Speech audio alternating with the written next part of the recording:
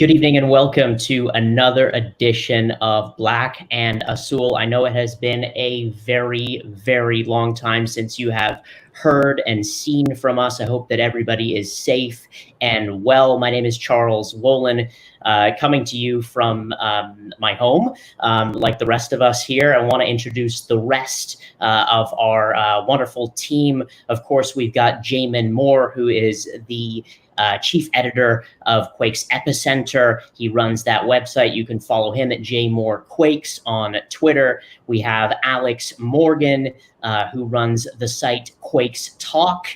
Yes, and you can follow him on Twitter, Quakes_talk. And then we have a special guest today, Bobby Warshaw, who is a former Major League Soccer midfielder and played professionally all over the globe, a writer, broadcaster, producer, author, speaker, and the author of the recent book, When the Dream Became Reality, The Journey of a Professional Soccer Player and the Push for Meaning, Purpose, and Contentment. And Bobby, I want to start with you.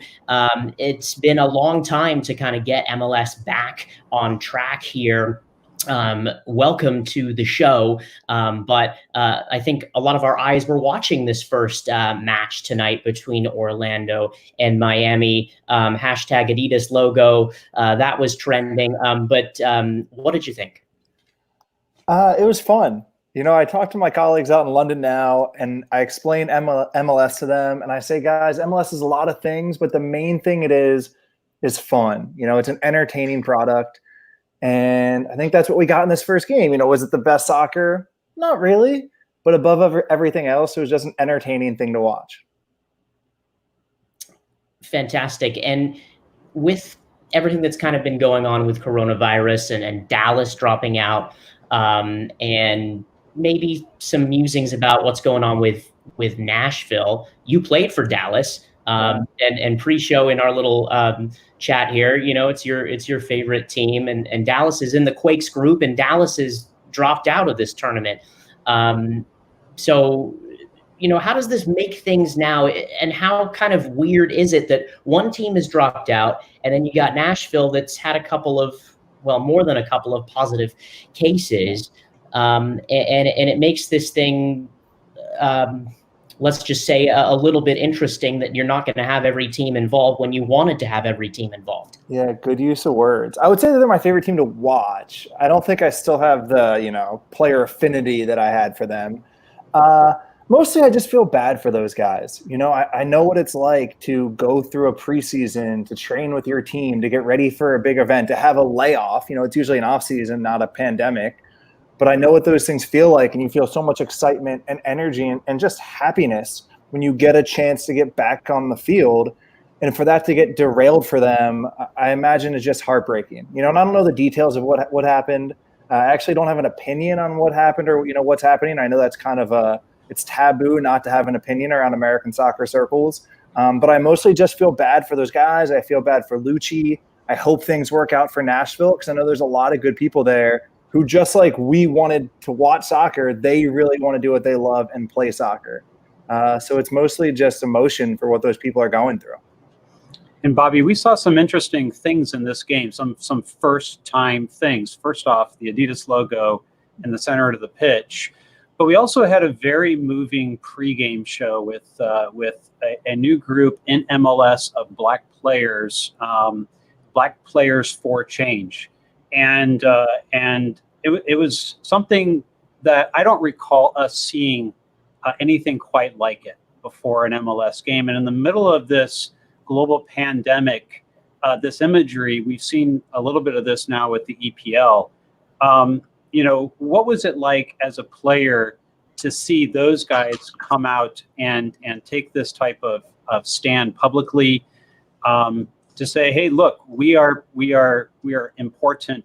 To this league, we want to be treated as equals with everyone in this league, and even we've heard stories where sometimes that hasn't happened. What's your take on that? Yeah, it's fantastic. You know, again, it's not something I have a lot of thoughts on, just because I think this is something where, you know, I and a lot of us just need to get out of the way and listen to Justin and Jeremy Bobasi and Iko Para and Ray Gaddis and just these incredible people. And within a locker room, there might be small groups of people who talk politics, who talk society and change, but it's not something that really comes up as a group. So to see these guys leading those conversations within teams, within locker rooms, within the league is amazing.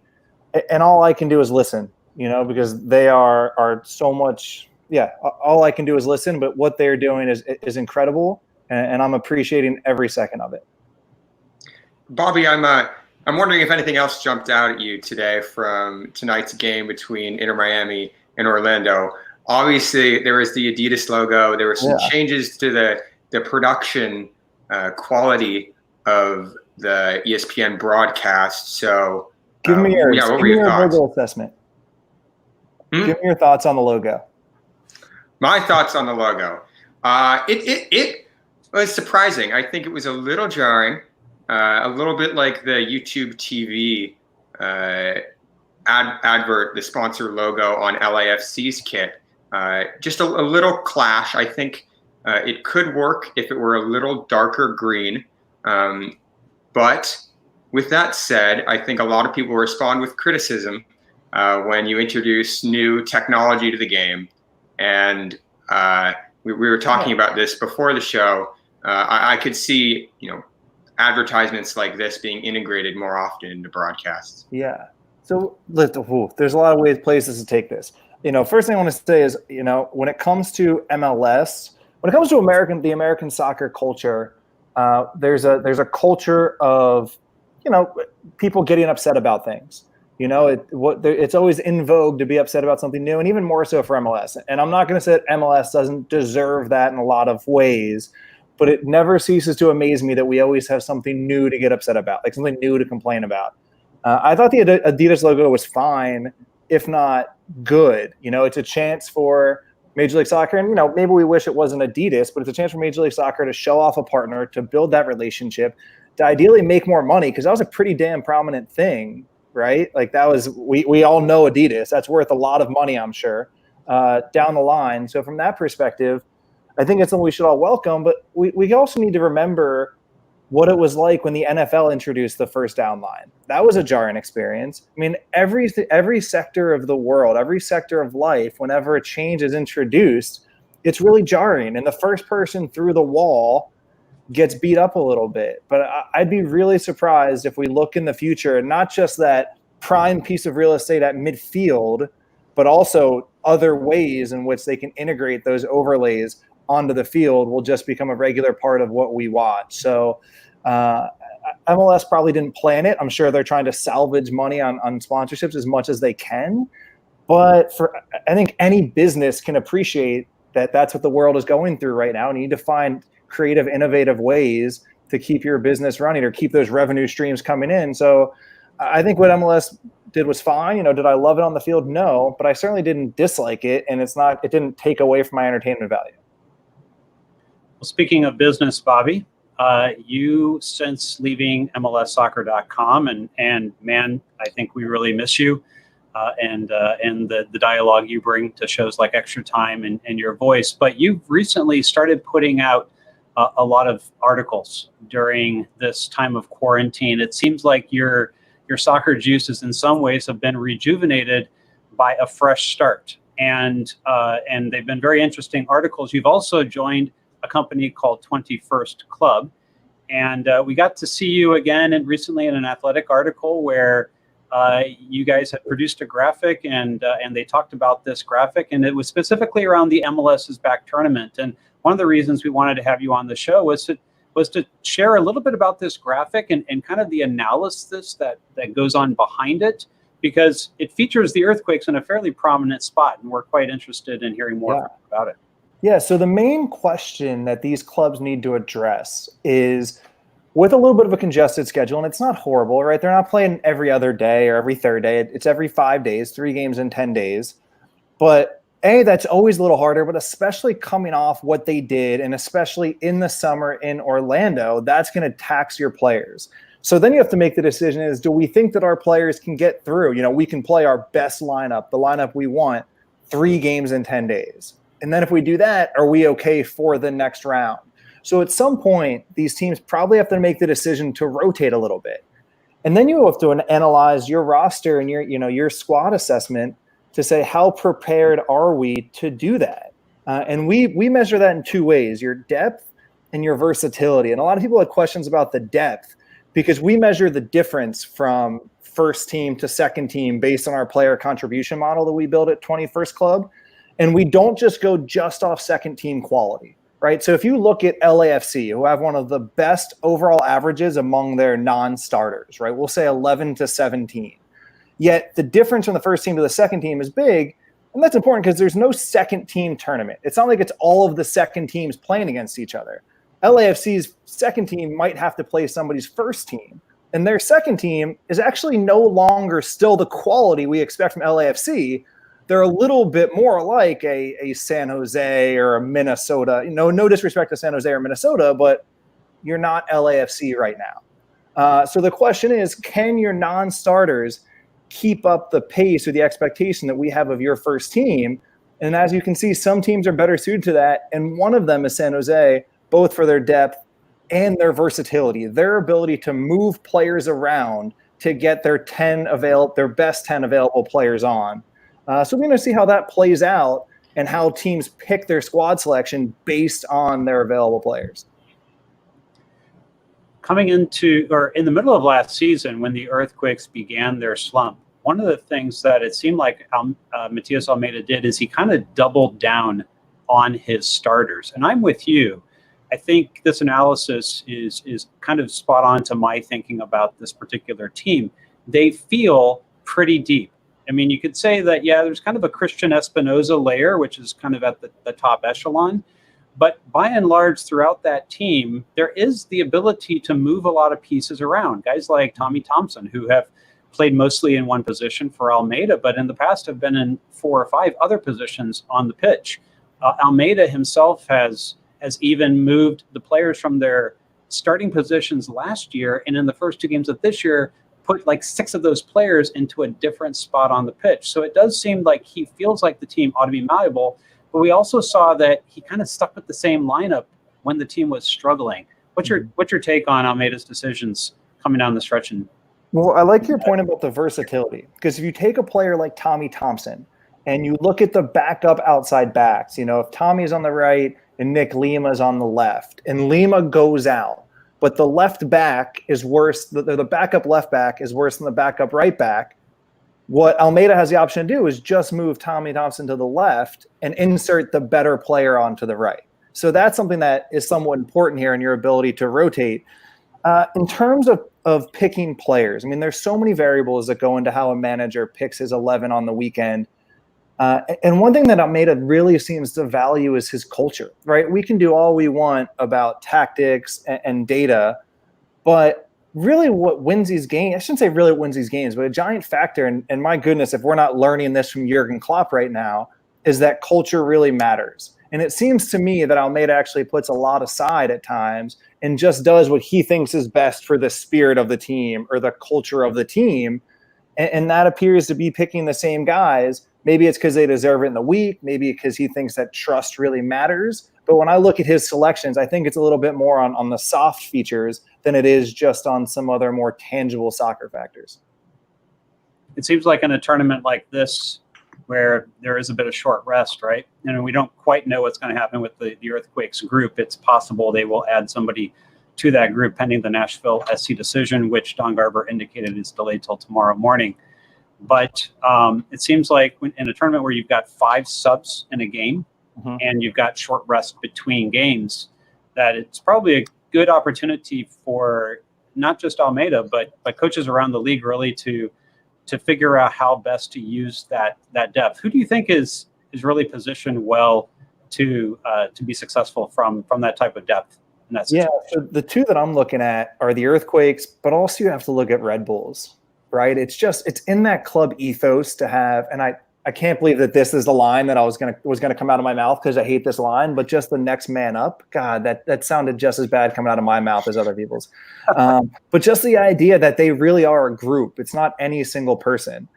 And also just the way they play is so specific and defined that it is easy to step in and just do your role. I mean, one of the things about soccer is people often think from the outside, and I've heard Jesse Marsh say this explicitly a few times, that they have the assumption that when you have less to do, you actually it's harder to play, right? If a coach says you can only do A, B, or C, that actually restricts your ability and it makes you overthink the game. But I think what we find is the opposite, that when coaches give you very specific instruction, which is part of the way the ethos build, or the way the Red Bulls build their teams, that it actually frees players up to do more.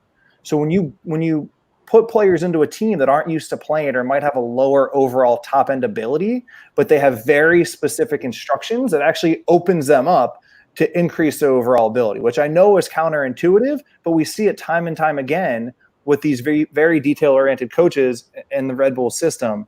So I do think the Red Bulls are the other team, along with the Earthquakes, that are suited to rotate. And I think that's something that you also see in the Quakes defensive system. They have very specific instructions to man mark almost entirely across the field. I'm curious what you think of San Jose's defensive approach. I like it. I mean, how many times has the MLS circles talked about this lately?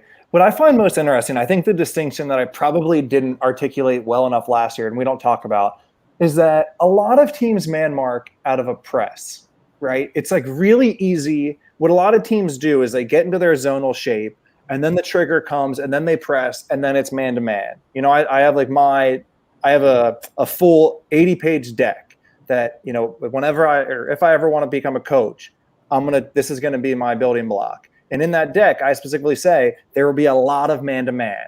And I think that we overemphasized how unique man-to-man is. What makes theirs unique is that they do it from the starting set, right? It's like pretty much man-to-man with just the center striker, who then has the variation, whether it's he goes straight on or he splits. And that's just so underutilized. Like, it's not just the man-to-man that's unique. It's the fact that every single week they change that initial rotation. Did that make sense? How what the center striker does changes. So even though it's man-to-man, that tiny little detail to start throws teams off. And teams could decide whether they want to play man-to-man from the start. Bob Bradley certainly has given his opinions on that.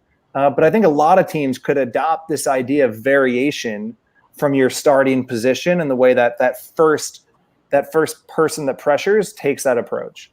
Building on that a little bit, one of the things that seems to be in vogue right now, and I think you see it a lot with successful teams like Liverpool more recently, is really kind of playing with that second line of pressure in your press, and how you use that, and making some different changes game to game.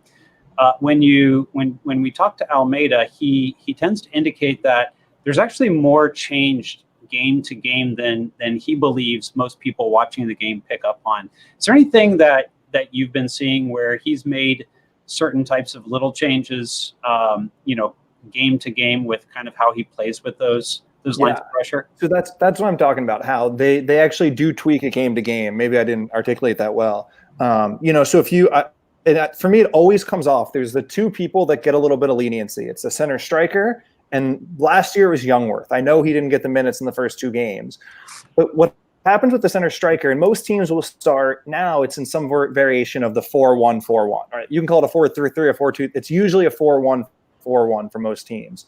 And they start off in that zone, and almost always they have the center striker split the center backs and push it to one side. Liverpool has Firmino drop onto the defensive mid, and then the outside forwards are the ones that pressure in. But most teams have pretty traditional and expected patterns. The Earthquakes go man-to-man everywhere except that center striker and that center back to start, which is the rare part about it. The part they change every game, at least from as much as I can notice, is what that center striker does. And he's got different options. And I would say the three most basic ones are, does he split the field in half? And then the number 10, last year was Magnus Eriksson, go to the center back on the ball. Does the center striker go to the center back on the ball and Magnus Eriksson bumps? Or does the center striker sit on the defensive midfielder and Magnus Eriksson goes to the ball and then the center striker goes to the ball? And to be honest, I don't know how Almeida makes those distinctions. I don't know how he decides or when he decides to do one or the other. But when I'm a center back, one thing I remember very distinctly was I could build the muscle memory. Like I could recognize your patterns of pressure pretty easily, so that when I was in a situation, I knew where your striker was coming from. I knew where your midfielder would step to, and I could think 2 or 3 lines down the chain and plan ahead. But when you do what Almeida and the Quakes do, which is vary that from game to game or even within a game, I as a center back, I can't think ahead as quickly, and I'm always having to react to what you're doing, which is, Almeida does a lot of unique things, but I think that is maybe the most important. And Bobby, since leaving MLS, you have joined 21st Club, and then tell us a little bit of news. You might be moving out to the Bay Area. You are? Yeah. Our office. So 21st Club is it's a sports intelligence company. We leverage performance data to help clubs, leagues, brands, like pretty much anybody in the soccer world. M&As, mergers and acquisitions, with their medium and long term planning. And we are starting an office out in San Francisco. So that's where I'm headed. So, at some point I would love to come watch a game with all you guys, head to Avaya, grab a beer and some food and enjoy your company. Bobby, appreciate having you on the show tonight. And safe travels when you do get out here, but hopefully we might be walking. I don't know what we're doing. Maybe we'll take go-karts. Yeah, and hopefully we'll have you on again in the future. Yeah, right. But yeah, thank you so much for having me. This is great. Thank you, Bobby. Thanks, Bob. Thanks, Bobby. All right. Now transitioning to the Quakes.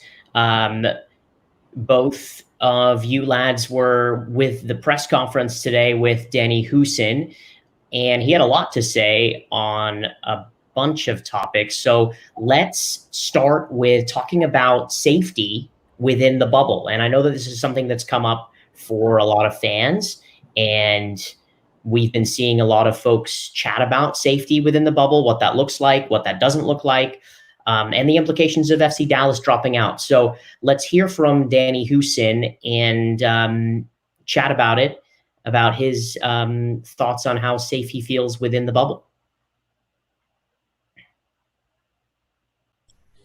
Yeah, I do believe so. I'm actually very proud of the way our club is handling this situation. Nobody's complaining. Everybody stays positive. We came in here knowing that it was not going to be easy, but yeah, the way people are handling it is it's fantastic. I think we are closer than ever. We have our own floor in the hotel. Everybody goes to the meals and goes straight back to our hotel floor. But now we try to have as much as fun off the field, sticking together, staying close, playing games, whatever. And now I think it helped us grow in the last 2 weeks as a team, and to be here this early, that allowed us to focus that early without adjusting too much. Because I believe teams that come in later, they need to adjust to the dinners, to the training times, to the weather. And for us to be able to do this for 2 full weeks, that's hopefully that will help us. There's Danny Houssin chatting about his experience thus far in Orlando. And there's a great deal of confidence behind what he's saying, and it feels genuine. And we've talked a little bit before we got on air, but the Quakes have a distinct advantage in getting to Orlando first, getting comfortable, and being able to do their thing. And Alex, you heard him earlier today. What do you make of it? Yeah, given all of the uncertainty with COVID in the MLS bubble, all of the positive cases in the FC Dallas team and the national team and elsewhere, the Quakes actually seemed positioned the most, the best, to be able to focus on soccer, right? Because they arrived in the bubble 2 weeks ago. They were the first team to travel to Orlando on June 24th. And we originally thought they'd be at a disadvantage because they weren't allowed to train as a team in Santa Clara. the county guidelines didn't let them train as a team. They were only allowed to have individual workouts here in the Bay Area. So that's why they decided to travel there earlier. And when they were going, we thought it would be a disadvantage that they weren't able to train together, whereas other teams had started training a month earlier. But now it seems like they could have been put at an advantage because they got to Orlando first, and they've had 2 weeks, 2 full weeks to adjust. And I think that's why they appear the most comfortable in the bubble, the most well-adjusted. You see some videos circulating on social media of the team having dinner together, relaxing. Chris Wondolowski appeared on some TV channels and talked about how they were playing darts, playing poker.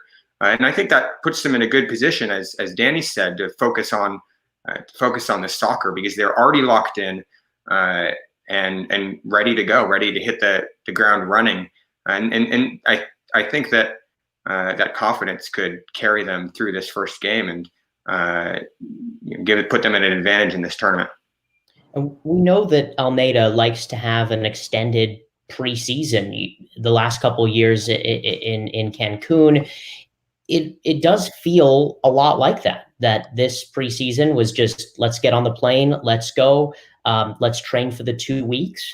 And he's also a manager that has a great deal of experience in tournament play as well. But Jamon, it does feel like the Quakes are kind of back to the preseason mode, which they are, obviously, because it's basically a second preseason of the season. But it feels very similar to their 2019 preseason and this earlier one in Cancun in 2020. Yeah, including the lack of media access. They arrived. We talked to Tommy and Oswaldo Alanis on day one, but that was actually national media. So I don't even think Alex and I got a word in edgewise because we weren't important enough, I guess. So today was the first day that we'd actually gotten to talk to anybody. We got to talk to Espinosa. We got to talk to Danny, and Danny really answered a lot of the questions I think we wanted to get for this particular show, and don't have to do the Spanish to English translation. So we'll do a lot more of the Danny videos, but that was our first time, and Almeida himself has not really even talked to the media. And one of the things that seems to be obvious is that he is fastidiously trying to protect his team. That he wanted to get there. He got there ahead of everybody else. They got inside the bubble, and then they basically locked it down. And now no one else can. They're not really in contact with anyone else, as Danny's indicated. So it's quite an interesting, situation. I think because of the FC Dallas cases and because of the Nashville SC cases and the couple others that have popped up, there was one with Columbus. There may or may not have been one with Minnesota United. They said it was a positive, and there was a negative. And by the way, I got my doubts about some of the way this testing's gone because of the article I did for American Soccer Analysis. But by getting in there early and locking it down, and Almeida really protecting his players, access to his players and to his coaching staff, in many ways, he's created this family environment that he really wants, and we've seen it in the videos and such. But he's also protected his players from any sort of COVID exposure. And the first chance that I think they're going to really have for anything to happen from a COVID exposure perspective is when they step on the field against Seattle. Now, Seattle, we know, arrived in the bubble a few days ago. And so by game time, they should be okay. Now, I do think we've got a chart from the article that we did for American Soccer Analysis. And in case you missed it, I wanted to pull this up and take a quick look at it so you kind of understand what we're talking about here in terms of how do you secure a bubble like this. Of course, we're not epidemiologists or anything like that, but I read probably 3 or 4 articles, medical type articles a day. I try to understand as best I can about this. And one of the guys at American Soccer Analysis, Elliot McKinley, one of the guys who worked with me on this, he actually works in cell research. He's a PhD, and that's his day job. And, so he's really got kind of a mind for this type of medical type thing. So he and I and Ben Wright from Nashville SC Speedway Soccer, we got together and we put this article together. So if you could pull up that chart, Jason, you can take a quick look at that. So what you see here is the Quakes at one point were the 45. They're the blue line. They're the lone team. And what they needed to do was to get inside this bubble and decrease the likelihood that they are going to get false negatives, meaning that someone is going to get tested and actually be positive. But because of the way PCR tests work, and I'm no expert about PCR tests, I'm not going to pretend to be, but the way that they work, and we took this data from two places, Johns Hopkins University and Harvard Health, both had information about false negatives in PCR testing. And we plugged that data in and said, okay, here's when teams are arriving, we think, and here is, what this is going to look like. And what you can see here is the Quakes came in far earlier than everybody else, meaning that they really only needed 6 to 7 days in order to secure themselves in the bubble and not have any new COVID exposures, whereas other teams are now coming in. There's 13 teams before this past weekend. Now there's 26 teams, and we're looking at Don Garber said 2,000 people tonight. Our calculation at the time was that there was about 1,440 people, so they've added 600 more, maybe from media and other places. But you can see how long it takes to secure a bubble like this. And, the Quakes, like I said, whether their hand was forced by Santa Clara County to do this, or whether it was a conscious decision on their part with medical advice, I think they look like geniuses getting into the bubble earlier than everybody else, and they've been the safest team. And now they've adjusted to the humidity and the heat, and they're ready to go. Jamon, can you just help me understand and synthesize this chart here? Basically, what that means is the more people you bring into the bubble, the more time you need to ensure that you're not getting any false negatives. And so I guess that means what you're saying is that MLS should have brought all the teams in as early as possible. Yeah, there's two different options that we presented in the ASA article. One option was that they could bring everyone in at the same time and then basically bring them in 2 weeks early, lock everything down for a week, flush out all your false negatives and, if necessary, false positives, and which are much smaller percentage, although we have seen it. And once you do that, now you supposedly will have a perfectly safe environment. Every time you add something into the bubble, you reintroduce that element of risk. Ideally, that person who comes in, let's say it's a referee, let's say it's a staff member for MLSsoccer.com or whatever, a media member. Every time you introduce that new element, that person should go through a 7-day lockdown. I don't know if you have the second chart, Jason, but we've kind of looked at this staggered approach and said, okay, that's not what's happening. So what does this mean for the possibility of false positives? And what you can see is that if we assume about a 2% population infection rate, and right now we're sitting at about 1.9 population infection rate.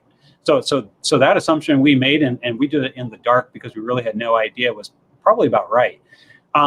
And so what you can see here is that they've introduced these teams in this staggered approach, and now it's going to take all the way until just about July 10th or 11th before you really are going to flush out the possibility of any false negatives. And that assumes that within this time window, all these additional people that we weren't even thinking about, 600 people it looks like that Don Garber has added, into the bubble. I don't know when they're all arriving, but every one of those people introduces some element of risk into the bubble. Jamon, and so these charts are about the arrival of all of the teams into the bubble, and it seems pretty clear that was unsuccessful. They weren't able to secure each team. Now what about the actual bubble itself? Now that the teams are in Orlando, assuming we don't see any more positive tests, do you think that they'll be able to keep the bubble secure within the bubble?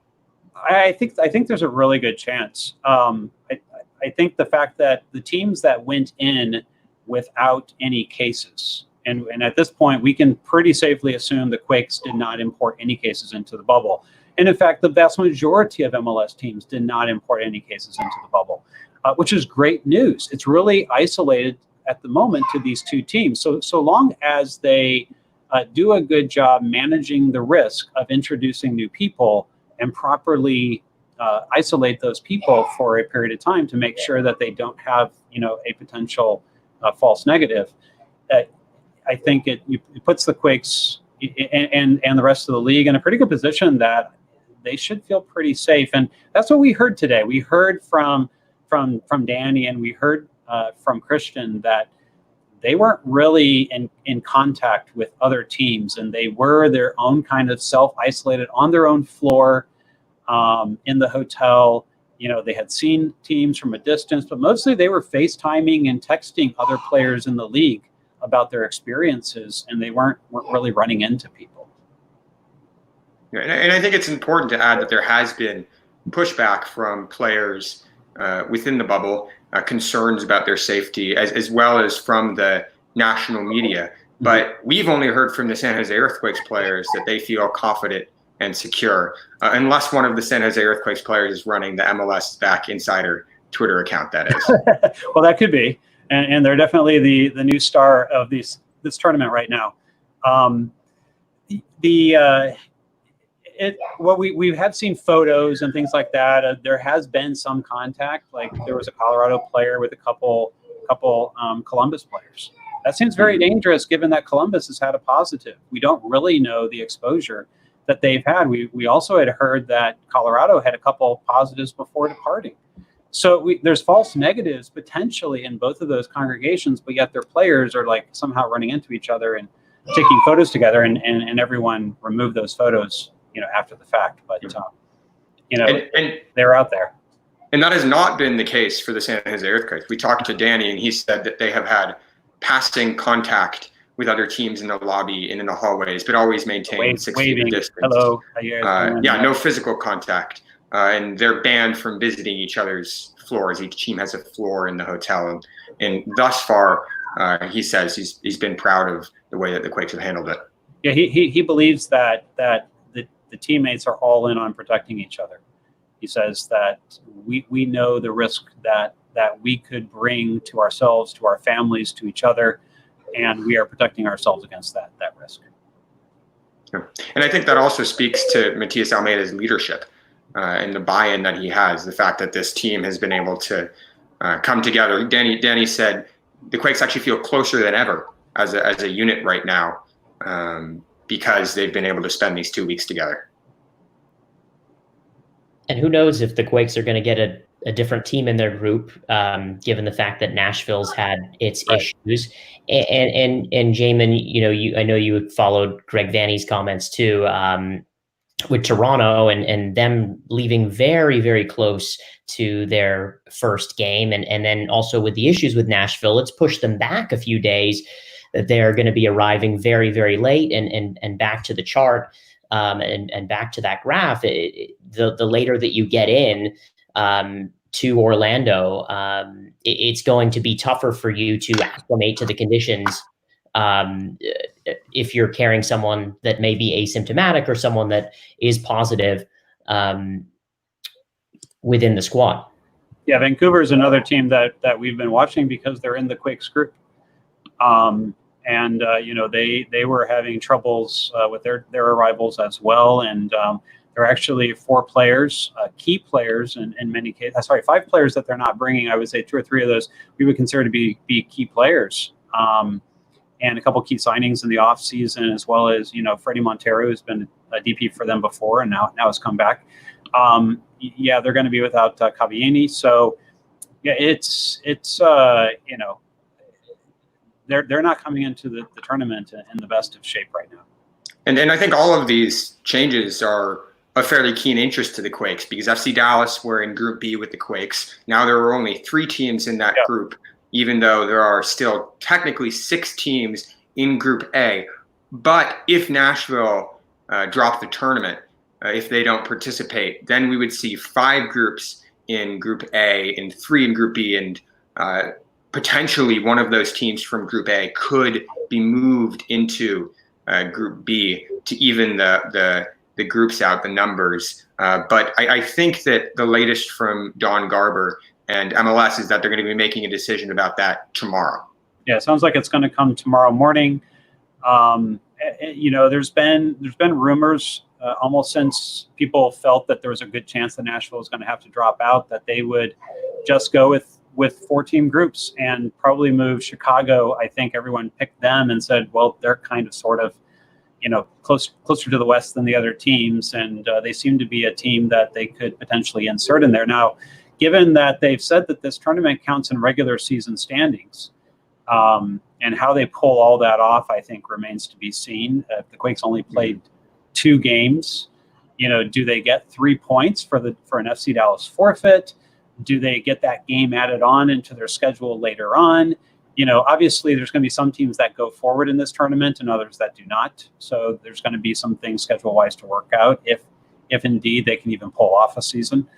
So, if it's Chicago, if it's somebody else, or if it's nobody, it's going to be interesting to kind of see what MLS, does this at this point.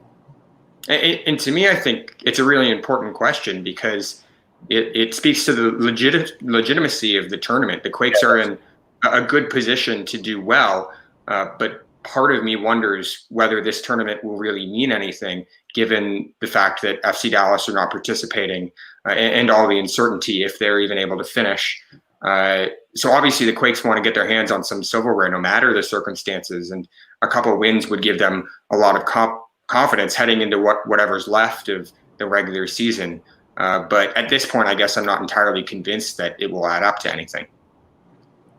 Yeah, and the question is, what value will history attach to this particular tournament? If you do have 2 teams drop out, it might be a little less. It's also going to be at this potential time of some level of stigma, even. But it is a chance to get into the CONCACAF Champions League. It is a chance at a trophy. Hardware is not something that the Quakes have gotten very much since 2012. So, if there's a chance for them to go deep in this tournament, I think Matthias is going to go for it. The players seem like they want to get that CCL berth. Danny talked about it today, and the fact that they seem to care. Actually, I saw Alanis actually mentioned it as well.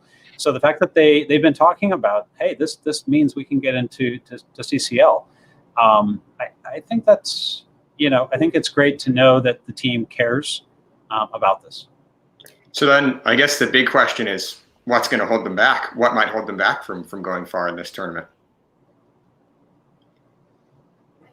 You want to take a shot at that, Charles? Well, I was just going to say potentially other teams, and then I was going to ask you guys what constitutes a successful tournament for the Quakes. Is it just simply getting out of the group? Is it then maybe kicking on to a quarterfinal or a fun semifinal? Or is it fully winning the whole thing? And let's be fair, if they do win the whole thing, I think a lot of people that follow the show won't be shocked. But I think a lot of people in MLS maybe will be shocked, given how little they know about the Quakes or about Matias Almeida's style. But again, the question is it good enough just to get out of the group? I don't think so. I think a quarterfinal or semifinal run is really ripe for this team. And what you guys just referenced about the players discussing the CONCACAF Champions League and that being a vision that is even planted in their head to win or to get it and to win is the type of vision that Matias Almeida instills in these lads, and the type of vision that, a coach should be putting into the squad's head. And that's a vision that's a 35,000-foot vision, a vision that he put into the players the moment he began training with this team. And I think a vision that he wants to see out and see through with this squad. So I wouldn't be surprised if there would be a quarterfinal, fun semifinal, maybe even a finals run for this team, given the fact that we've kind of laid out the facts. However, is just getting out of the group good enough? Probably.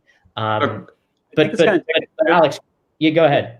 No. I was just going to say, I think it's going to take a good game coming out of the blocks against Seattle to get out of the group. They don't necessarily have to win, But if they can come out of that game feeling like that, hey, we did pretty good against the defending MLS champions.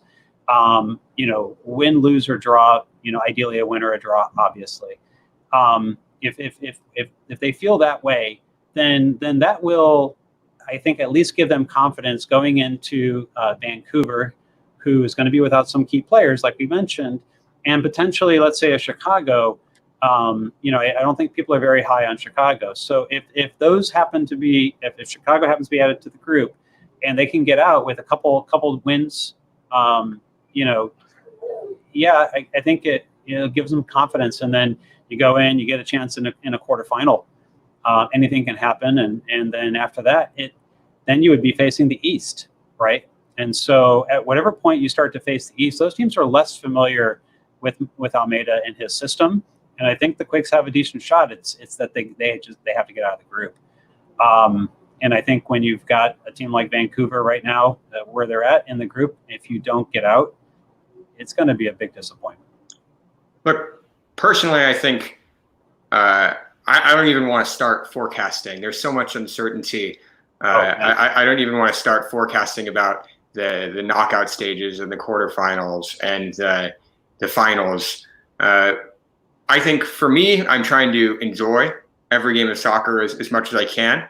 And what I want to see from the Quakes, what I think will be important for them and make this tournament a success, is if they can improve their defense. I think that's the number one thing they have to improve from the little mini season they had way back in February and April. The first 2 games of the regular season, they conceded 7 goals, and I think that's what they're going to need to improve to be able to call this tournament a success. Looking back, it seems really obvious why they conceded 7 goals in their first 2 games, and I think it's because they only played 3 naturally defensive players on the pitch. You had Kasia, Alanis, and Lima in the back line. At the right back, you had Tommy Thompson, and he's adapted to that position really well, but he's naturally a more offensive player.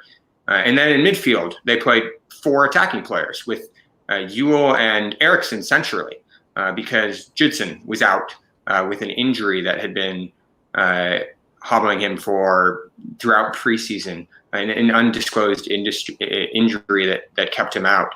And I think, honestly, that lineup would have given Dom Kinnear a heart attack. Ewell's improved defensively, and he works really well as a deep-lying playmaker, but he wasn't able to offer any cover in front of the center backs, and the Quakes just got overran by Toronto and Minnesota in the middle. And so now Judson's return, I think, obviously could be one of the keys for the Quakes. Well, you asked Andy Houston about it, and we got a video, so maybe we should tee that up.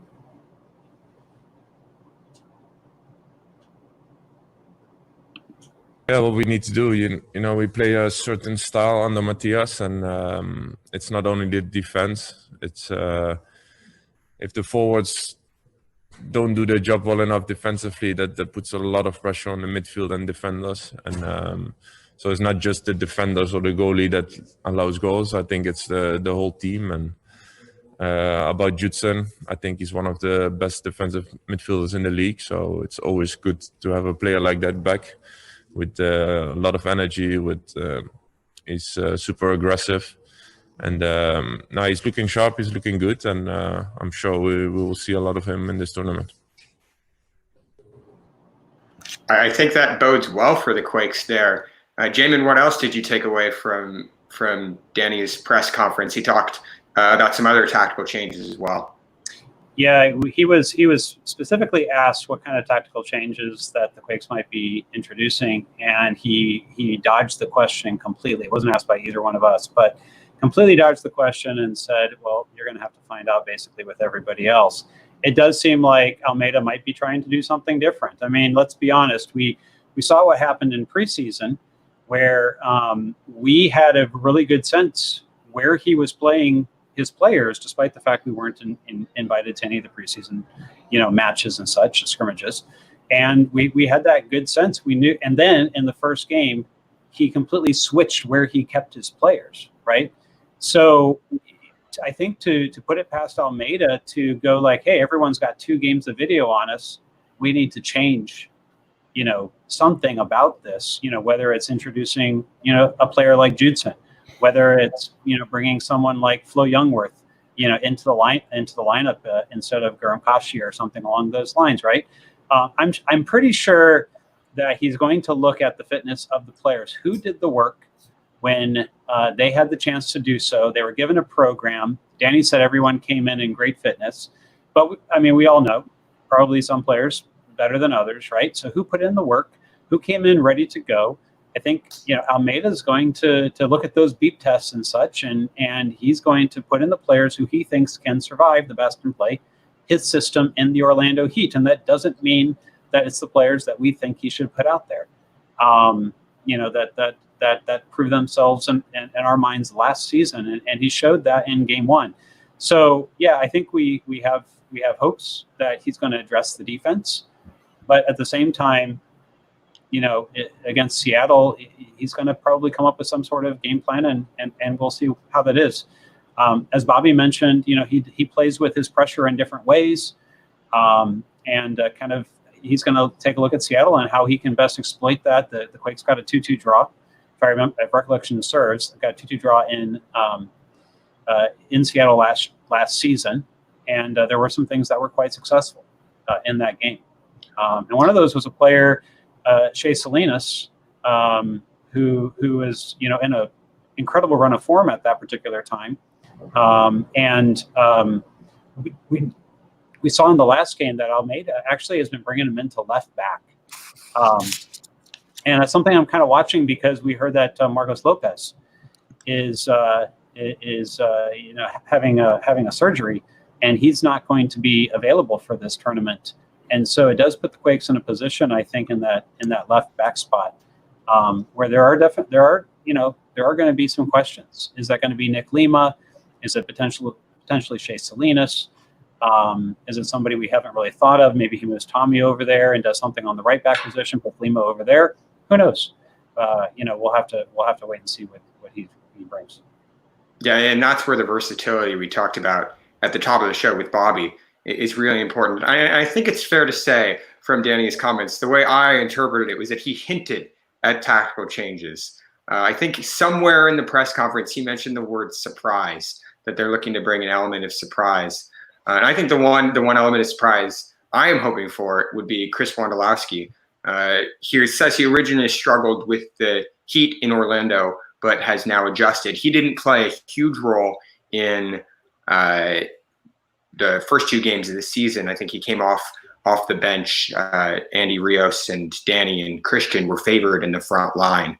But I've missed watching Chris Wondolowski play soccer for these last 6 months.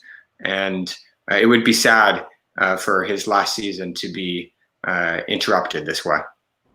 Yeah, maybe his last season. He keeps hinting at potentially more, but at this point, I think we should just enjoy every bit of him that we get.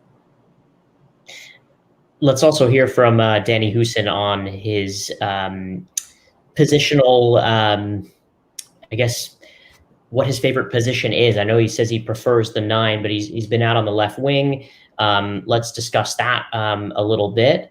This is a player that the Quakes have put quite a bit of investment in to secure his signature for years to come.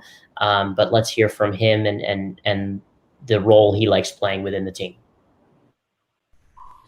I think I never made it a secret that I believe I'm a 9 and I want to play there. But Matthias is the coach and he believes I can play on multiple positions.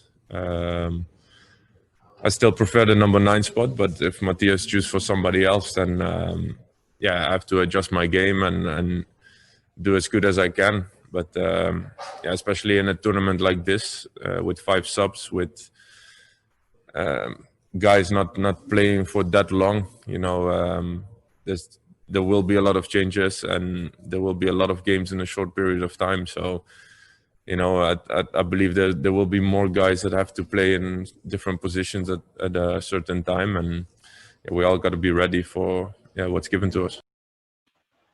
Here's a guy that was starting at the number 9 position for 2017 and parts of 2018 as well. And clearly you're hearing him say that he's going to, get time on the left wing. He's going to have to adapt. He likes playing the center forward, the number 9 position, the most. But he knows he's also going to, be out on the left, and he's also going to get limited time as well as he hinted towards Matias Almeida making some changes as well within the game, talking about substitutions and 5 substitutions as well. So I think he might feel that, he may need to start performing quick, Alex. Well, look, he was, I think, last season's player of the year, at least attacking player of the year for the Quakes. I think that was an award that he was. 2018 he was, yes. 2018, gotcha. Thank you, Jamon. So it's surprising to find that he has now been shuffled out wide to the left, out of his favorite position. I think he made it very clear in that comment that he thinks he is a 9 and he wants to be playing in the center forward position. It's remarkably different than what we hear from Tommy Thompson, who says, I am happy to play anywhere on the field, and has taken to his transition to right back really well. Thus far, we're seeing a lot more pushback from Danny and a lot less flexibility. But I think he will have to change and get used to it, because if I think of the Quakes attacking philosophy, how the Quakes attack going forward, it's all built around Christian Espinosa. He is their outlet. And the players that have played well with Christian Espinosa and have made connections with Christian Espinosa are Chris Wondolowski and, to a lesser extent, maybe Andy Rios. But I don't think I can recall any good moments of connection between Danny and Christian. So I think that the wide left role might allow him to fare better than a center forward position, where the Quakes are going to want more of a poacher who can finish Christian's crosses. And in 2018, Danny Houston had a number of goals that were created because of his own individual effort. And that was what I thought was kind of impressive about him in 2018. I think that Almeida sees his ability to be kind of creative like that, and he wants to keep certain players on the pitch. We already know this. We talked about it in the last show with Almeida and how he values Magnus Eriksson. So I know for all those wanting Magnus Eriksson, to be replaced, it's not going to happen. At least not for 2 of the 3 games, let's say, in the group stage. So expect that Magnus is going to be on the pitch. The question is he in the 10 or is he in the 8? Because if Danny is on the left wing, Vako moves probably to the middle. And then if Vako moves to the middle, he's playing the 10. Now we know Magnus needs to move back. Now you're taking either Yule or you're taking Jutsen off the pitch in the 6. And so, it does create a number of, I think, conundrums for the Quakes in terms of the lineup. But fortunately, because of the short rest, because of the 5 substitutions, maybe Almeida won't feel that he really needs to lock himself into that same starting lineup, from earlier in the year. Maybe he's going to feel a bit more freedom, like, hey, I've got other ways to get guys on the pitch and get them minutes. I can substitute even early in the match and see kind of who's dealing with the heat the best and such. And we could see something a bit different. I kind of hope we will. I think there's players who deserve opportunities, and I'd like to see more of Kate Cowell. Getting some time. I'd like to see. He was impressive in his appearance against his cameo against Minnesota, I think it was. Yeah, and from all appearances, very, very impressive in preseason as well, which earned him that cameo, according to Almeida and what we had heard from others. So, he's a special talent, and if you want to get him on the pitch, what do you do about Espinosa? Because he's clearly kind of taking up the right wing now. And a lot of people may go, "No, wait a second, isn't Cade Cowell a 9?"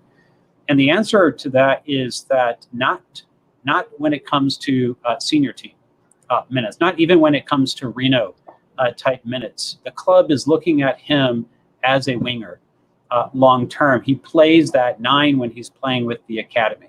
So when he was playing with like the U19s and such, he would play that 9 because that's what that particular team needed.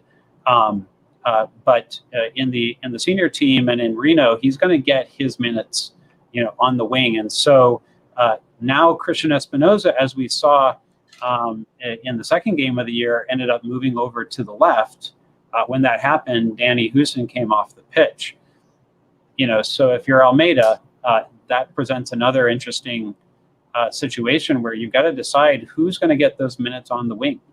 It's going to be Houston, Cowell, Vaco, Espinoza, Salinas. He's got a lot to pick from for those winger spots, and then that's going to dictate what he does in the middle of the pitch. And I hope we see more changes and more rotation, because we definitely haven't seen the best iteration of this Quakes offense. Matias hasn't found a system that is able to utilize all of the attacking talents of all the midfielders and wingers he has. And I think that Cade will face an uphill battle because he's playing behind San Jose's best player, Christian Espinoza, on the right wing. And Cade, he's played number 9 up front in youth tournaments, as you mentioned, Jamon. But his skill set appears that it's also getting down the wing, putting in crosses, his blistering pace on his right foot. And it would be harder to shuffle him out to the left because it doesn't look like he has that same ability on his left foot. And nor is he, and you have Vaco, who is, probably better at playing a more inverted role on the left, cutting inside and creating chances. So Vaco would play above him there. But I think I would be particularly interested in seeing the version where you play Espinoza on the left and Cade on the right. I think that's something we might see in Orlando, as you mentioned, Jamon. Yeah, quite possible. If Cade's going to get minutes, the chances, I think, very high that we will see more of Espinoza on the left, even though that's not his strongest side. It's nice to have multiple wingers available. Specifically for this trip, because they do a lot of the work in this Matias Almeida system. And if you're not performing as a winger, the manager is just going to swap you out. And then, then it's a chance for another player. We saw Vaco play through the middle in the beginning of 2019, and they can get completely dropped from the squad and then have the opportunity to come back. And he was able to shine playing in on the left and then cutting in on his right foot. And let's not forget that Chase Salinas was starting on the left side and scored multiple goals with his right foot coming in from the left. So these winger positions, I think, for Quakes fans are exciting as well, given the fact that some of the most talented players are playing in those positions for this team. Let's take a couple questions. Oh, yeah. Can I just briefly add that I think that this tournament might have a ton of significance for these players, because I think more than a few of them are going to be out of contract at the end of the season. This offseason will be sort of a transitional year for the Quakes, where they have a couple players out of contract. And so this might be the only opportunity. We don't know what's going to happen with the regular season. This might be the only opportunity here in Orlando where these players get to make their case for why they should be a part of Matias's plans going forward. Let's go ahead and take a couple questions from our audience. And remember, folks, please chime in as you please. Comment, question, ask questions. Our first question is from Daniel Zohar. And he says, "Hi, guys. Welcome back. We missed you. We missed you too, Daniel. And the question is, how do you guys think the Quakes will be able to maintain their form with games so close to each other, especially since they haven't played in 2 months?" Well, obviously, I think, before the break here of not playing, they had a pretty bad run of form, let's be fair. If not for Alanis's free kick, they would have no points in the table. And so earlier in the show, I kind of referenced the fact that this is similar to their typical preseason, and the fact that this is lined up to be similar to that is a complete advantage to the Quakes. The fact that, there's 5 substitutes, the fact that Alex had mentioned there are players out of contract. I think there's a bunch of things, a bunch of ingredients here to create a good recipe for success. If anything that we know about Matias Almeida, he likes to, do 2-a-days in training, and especially during the preseason time, and he's very, very dialed in. And so the way that I interpret that, Daniel, is that I think that they'll have a good chance to figure themselves out during that time, and find the right formula that works for them. And some players may have a good tournament. Some players may not have a good tournament as well, which is kind of a fun thing to figure out if you're a fan as well. Yeah, it's going to be interesting. We already saw what a game of soccer in this environment after players haven't played for almost 4 months looks like, right? Tonight, the first half, pretty sloppy. Neither team really kind of finding a groove, and it took a half of soccer for them to kind of start to figure it out again. Inter Miami struck first, and then Orlando got back a couple goals, but Dom Dwyer doing his thing, injuring people again. I saw some of you out there commenting about that. It's going to probably take a half or more. We should expect that, for the team to kind of find their footing, on the pitch. And what I think the Quakes have the opportunity to do with their particular style is Seattle is also very likely to have to take a half to get going. With the Quakes style, it's a good chance to find a mistake and to capitalize on that mistake. And I think one of the problems that happened in their first game of the season was that they didn't really capitalize on any mistakes until the end of the game, and they're going to have to try to make that happen much sooner here.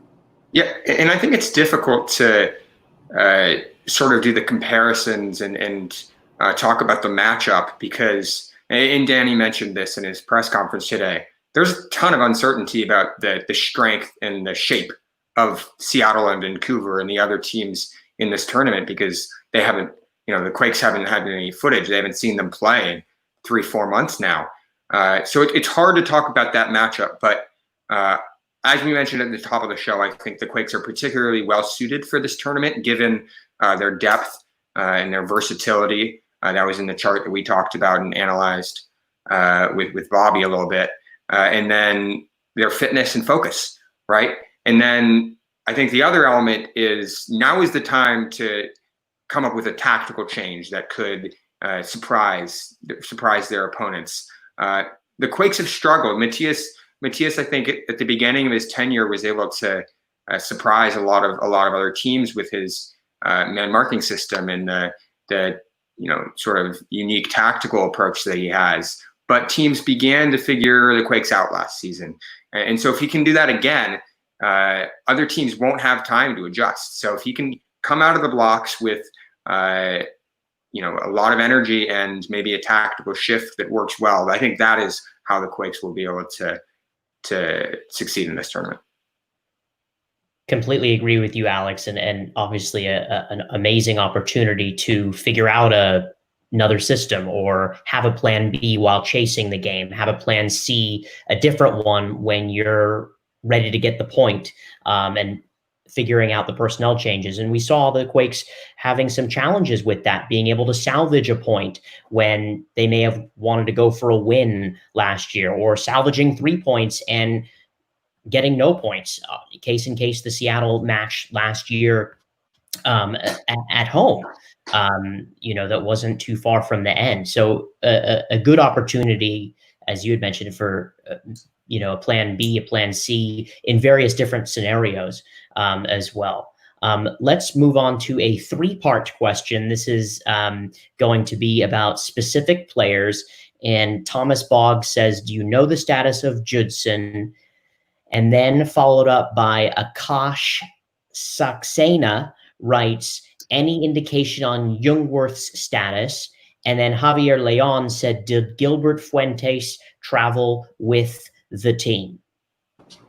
So Judson, Jungwirth, and Gilbert Fuentes. Shout out to Javier Leon, Akash Saxena, and Thomas Boggs for your questions. Let's talk about. I can talk about Go quickly ahead, who's not with the team. We've got a good idea of who that is. We know that Lopez is not fit to be able to play because of his status. But he is there. He's taken some video. One of the videos that made the rounds was actually taken by him. And just to clarify, he had an emergency appendectomy, I think, right? That's right. And we also know that Fuentes did not travel with the team, and we also know that the homegrown goalkeeper, young homegrown goalkeeper, Emi Ochoa, also did not travel with the team. I believe besides that, they've pretty much got their roster. When I spoke with Ian Russell by phone about a week ago, he indicated he was not getting any players for Reno from the Quakes. So Reno is going to restart their season coming up here in about a week, and they're going to do so without any Quakes players at all, which was assigned to him and a sign that I took as everyone who was fit was going to go. Yep. And we spoke to Judson at the top of the show. He's fit now. Danny said he looks sharp and strong in training, and Danny said he expected him to play a big role in this tournament, so that bodes well for the Quakes. And I actually think that this is one of the fittest Quakes teams that I've covered. They have no notable injuries or absences to report right now other than maybe Lopez. All of their role players, all of their starters are available.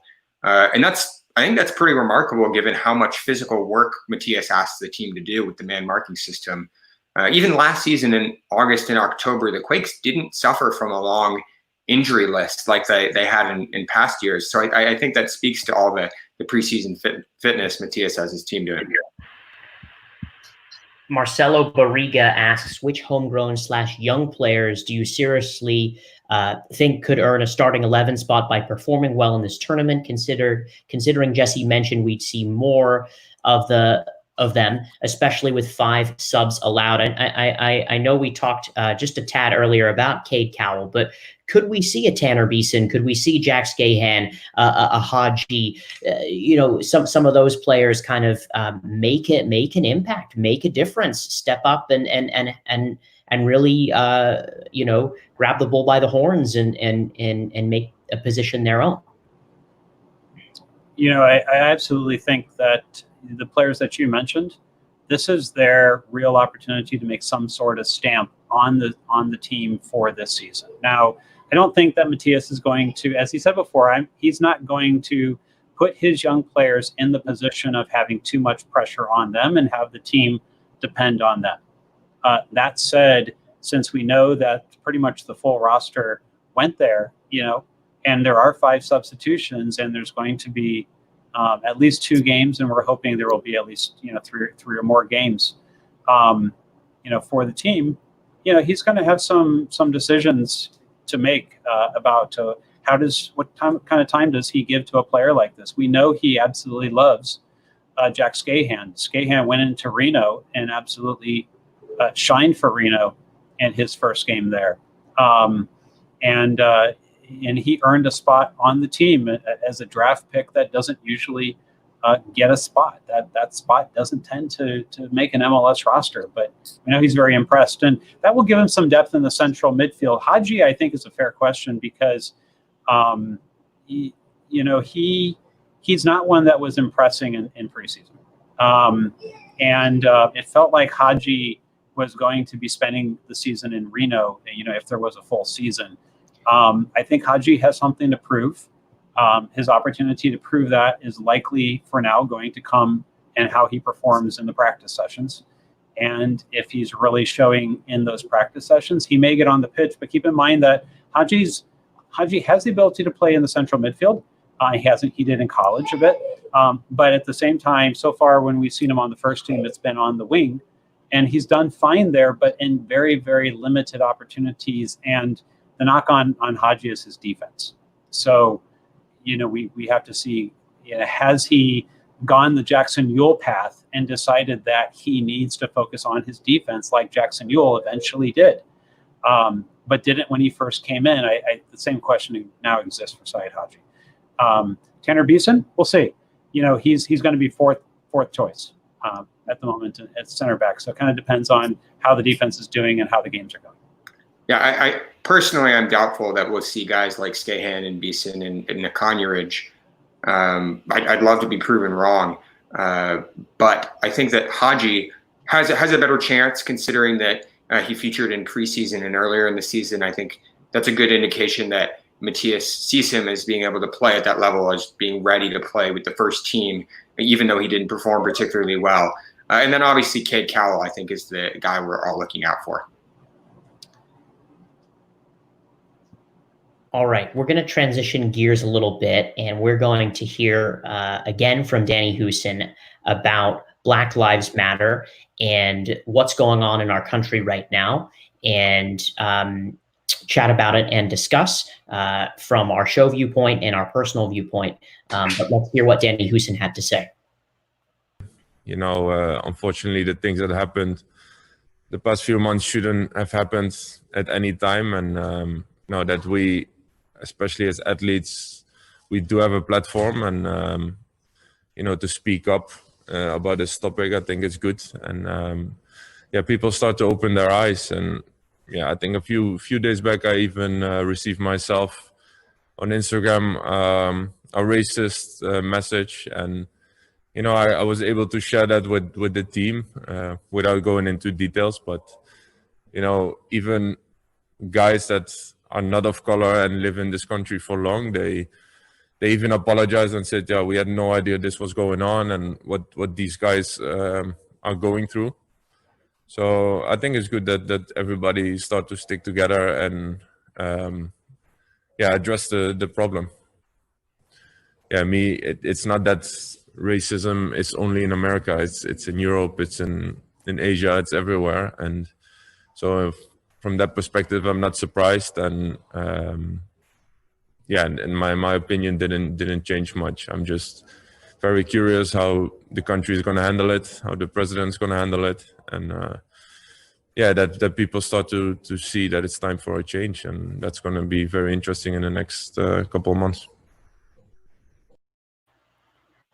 The words of Danny Houston right there, and chatting about an experience that he recently had about a racist comment on his Instagram platform. And we've been through kind of a post George Floyd world since basically June 1st, but these acts of violence and hate have been going on for years, since this country's been founded, and we struggle with systemic racism and institutionalized racism in many different, if not all, facets of life. And here's the Quakes player, chatting about that and discussing this. And if you're just tuning in, obviously you have all been affected by what's been going on, either been to a protest or having these discussions about Black Lives Matter and how to be better, how to be anti-racist. And here at the show, we take great pride in putting out the statement that we put out a couple of weeks ago. But the MLS players had the chance to come together as well. There's now a Black Players Union headed up by many former Earthquakes players, Justin Morrow and Ike Opara, to name a couple there. And then there was also a before the game today, there was a stand of a bunch of players prior to the match making a statement. And so as we are now post George Floyd and the protests have kind of died down a little bit, and now MLS is back, I think the question, remains, what are you doing now? Now that it's kind of, the protests have died down a little bit, and what are you doing in the day to day? But I think MLS, will be able to have its own say with what's going on, and you see it in the Black Players Union, and you see it with the players making a stand on the field. And obviously, I don't want to make comparisons to the Premier League, and we're going to see how this plays out. But I throw this to you, Jamon Moore, to start our discussion tonight on this. Danny Houston getting, obviously that sharing with us at least what he received, and how are we moving forward here? Yeah, I think we know it happens, but to hear a player like Danny give that kind of personal story, it was not something I was expecting, and my heart broke for him in that moment when he talked about it. Obviously, he's not an American, but yet he's come to this country, he's brought his family here, and to think that he goes through that kind of prejudice, whether it's at home or it's here, is really saddening. And I hope something that will more personalize it, for us. It's one thing to kind of see protests of people that we don't know, of names that we hear and see in the news, but we don't know. It hits a bit closer to home, I would say, when it happens to our friends, and when it happens to people who are good people, like Danny Houston. I believe he's a good person. And I think all the people in the team and around him would vouch for that. And my ask is that don't just protest, be part of the change in some way. Obviously, I'm older, but I fought against this in my youth in Chicago. I saw it in person. I had friends who were Black. I had friends who were Latino who also faced prejudice. And whenever I see it and it happens to them, it breaks my heart. And I try to put myself as best I can in their place. And that's all we can do, as not being a Black American, is to try to put ourselves in their place and to try to understand it from their perspective and be as educated as we can. Yeah, I think both of you guys put it well. I was saddened and frustrated and angered by Danny's account and what he had to go through and the racist abuse he received on Instagram. But I'm hopeful because he talked about how sharing that experience helped the Quakes come together as a team about this issue, support him, and support the Black Lives Matter movement. Today, before the Inter Miami Orlando game, Jacob Akanurage and Siad Haji participated in a show of solidarity before the game as members of the Black Players for Change movement. And the fact that MLS is putting and the players are putting its weight behind this movement gives me hope. Obviously, I stand with, and we at Black and Azul stand with those fighting against police brutality and systemic racial injustice. We unequivocally believe that Black Lives Matter. And while we're saddened and angered by the killings of George Floyd, Ahmaud Arbery, and more, I think I'm heartened by the momentum that this movement has and the conversations that it started within the Major League Soccer community and the San Jose Earthquakes community. I'm particularly proud of the work that Jacob Akanurage has done. He's sort of spearheaded the club's public messaging about Black Lives Matter. He wrote a nice collection of words in the San Jose Earthquakes website, and I was impressed with his poise and the power of his words, given that he is one of the youngest members of the team. So that makes me hopeful that this will be able to translate into a continued commitment to racial justice and help create lasting changes in our political and social institutions. And I see my role as, speaking up whenever I can, but also listening now, stepping back and listening to the players, the Black Players for Change movement, and how they think we can be anti-racist in the soccer community, in the MLS community.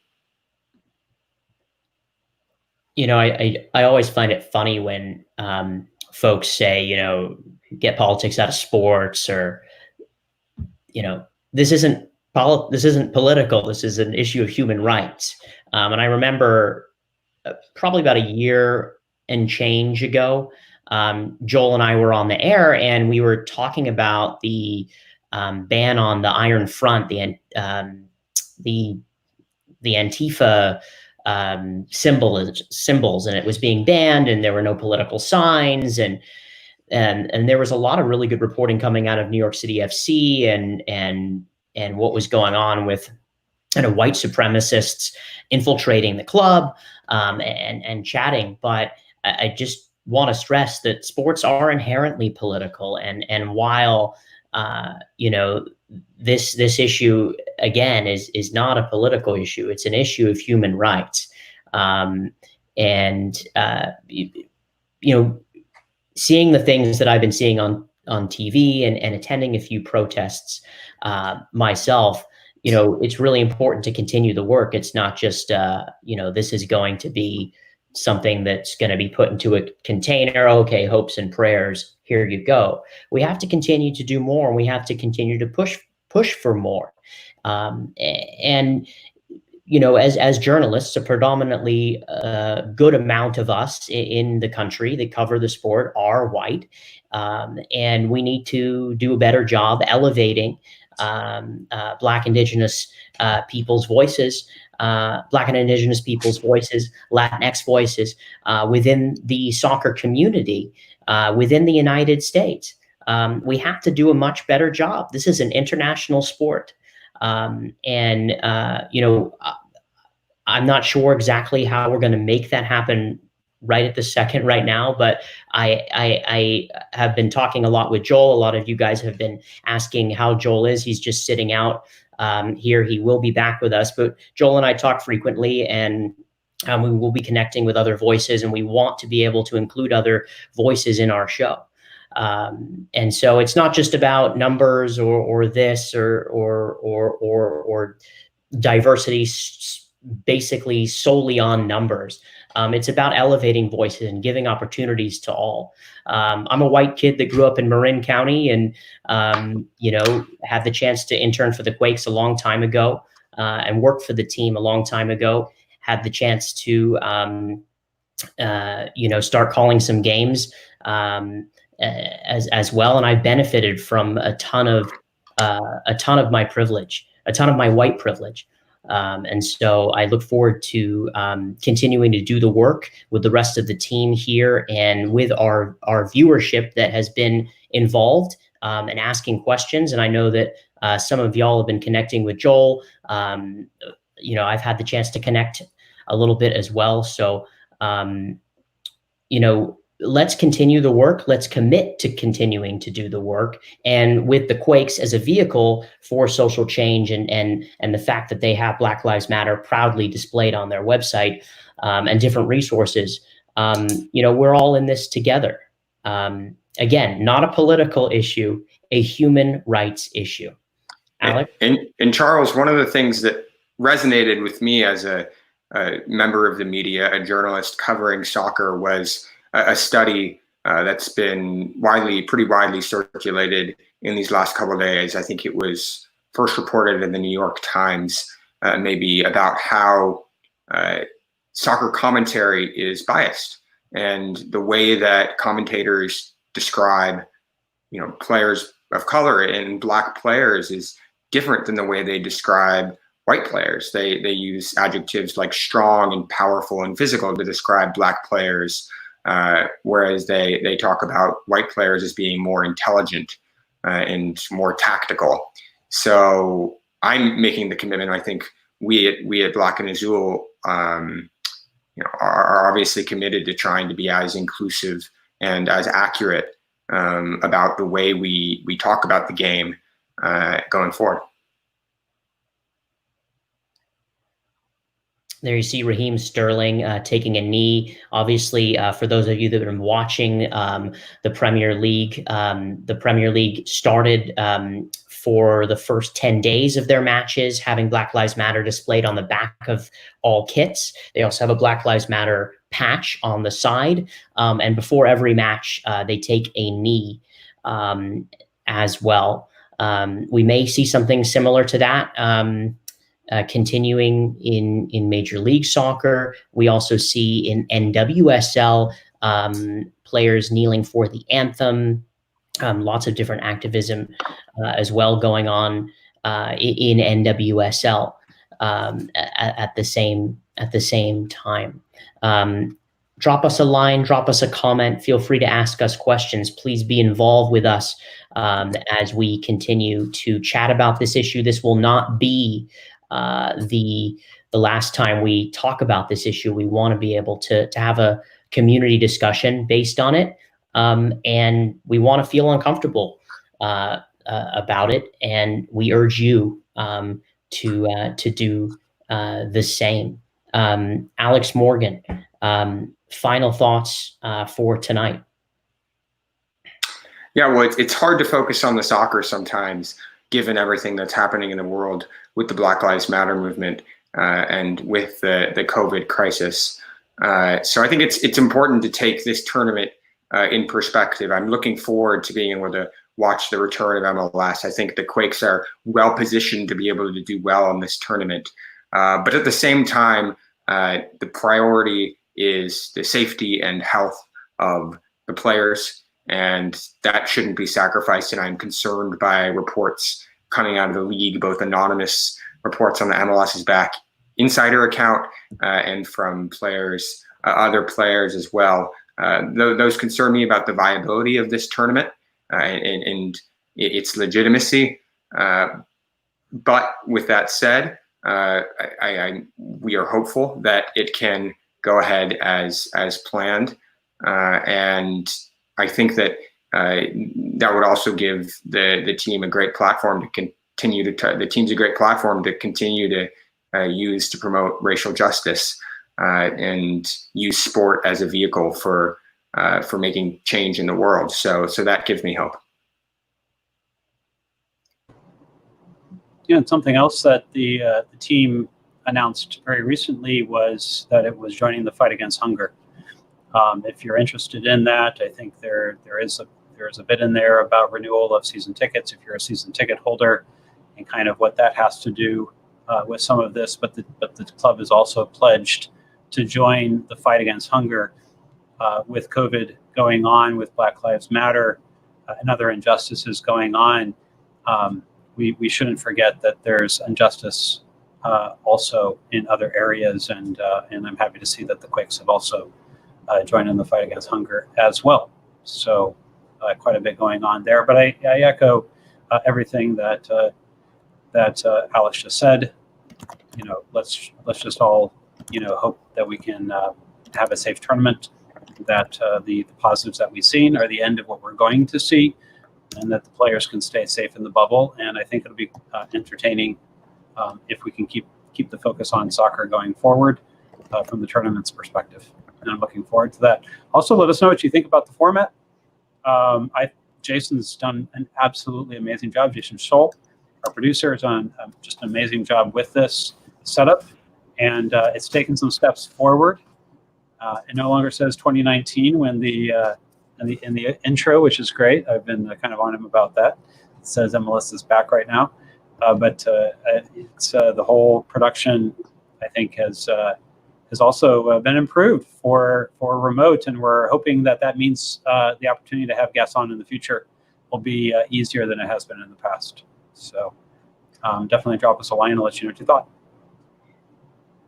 Jason, I would ask you to reveal yourself, but I guess we'll save that for another show. He likes being the wizard behind the curtain. As we've gone on here for about an hour and 35 minutes, the Quakes play Seattle 6 p.m.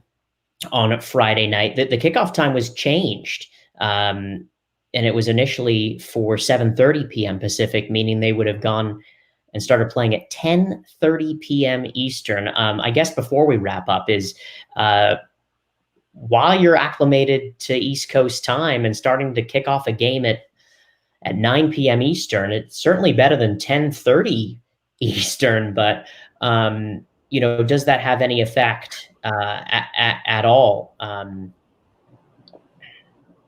this? I guess it depends on the lighting of the fields. I mean, it seemed okay tonight, Right.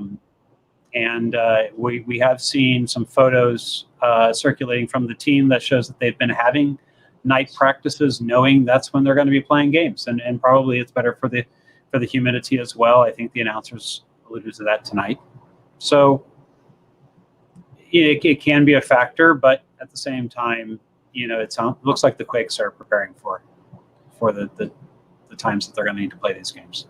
Yeah, it'll be an adjustment for me personally because I'm used to the Quakes game starting at 7:30 p.m. out here on the West Coast. So that'll take a little bit of adjustment. But given all of the variables going on in this tournament, I can't imagine that one is significant. All right. Well, I guess we'll have to wait and see what happens. If you guys liked what you saw this evening, let us know again about the format. Please comment, like, subscribe. Get a few other people to help subscribe as well. We're looking to get some more subscribers. More subscribers is always very, very good. We are Black and Azul for Joel Soria, who is on assignment and will be coming back with us soon, for Jamon Moore, for Alex Morgan, for associate producer Aaron Sholl. Yeah, he got his shout out tonight. He's probably happy with that. And for our executive producer and director, Jason Sholl, Charles Wollin signing off. And potentially, if you guys are up for a post-game show on Friday, I think I could be up for one as well. So we'll leave it to the comments and our fans. Stay tuned, everybody, and stay safe as well. Thank you so much for tuning in. Cheers. Good night.